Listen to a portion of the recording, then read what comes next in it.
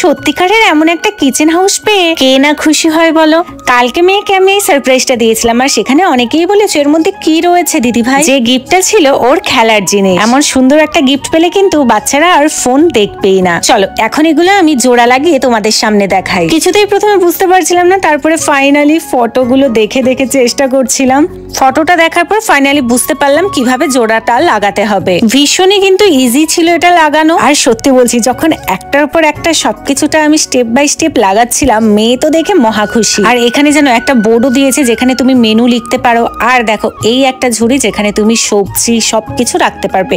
সব থেকে বড় বিষয়, এরকম একটা কলও দিয়েছে যেটা দিয়ে কিন্তু জলও পড়ে, শেষে তোমাদের দেখাবো।